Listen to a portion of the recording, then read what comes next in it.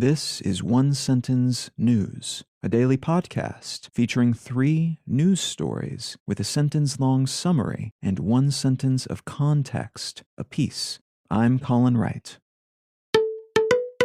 It's Tuesday, July 12th, 2022. Let's talk about the news. From Science Daily, universal influenza B vaccine induces broad, sustained protection. Biomedical sciences researchers find.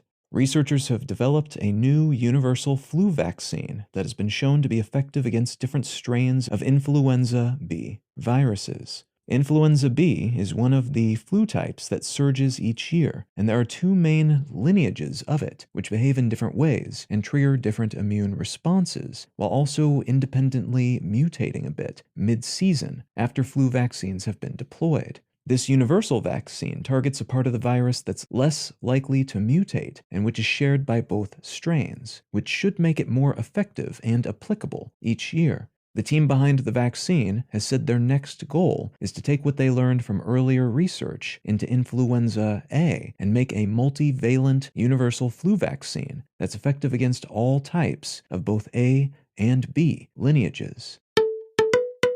From Reuters, India to surpass China as most populous country in 2023, UN report says. A new United Nations report says that India is likely to surpass China as the most populous country in the world sometime in 2023, surpassing 1.4 billion people after a long period in second place. This reversal, which could prove challenging to India's government as more people means more pressure on the country's systems, is due to high fertility rates in India and low fertility rates in China, which follows the trend of more wealth leading to lower birth rates that we've seen in other countries around the world.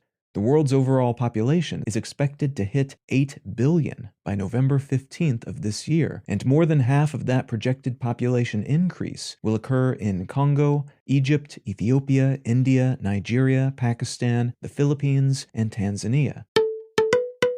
And from the Associated Press, Iran enriches to 20% with new centrifuges at fortified site.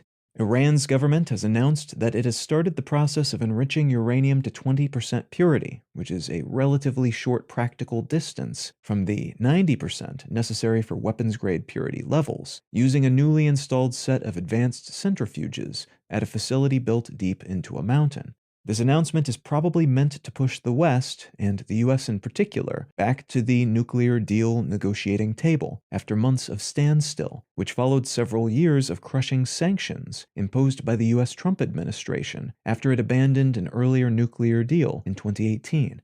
The International Atomic Energy Agency has reported that its cameras and other sensors used to track the development of Iran's program are slowly being turned off by the Iranian government, and that Iran has 43 kilograms of 60% purity uranium already, which is a very short step to 90%, and which is enough fissile material to create a nuclear weapon in relatively short order if they chose to do so.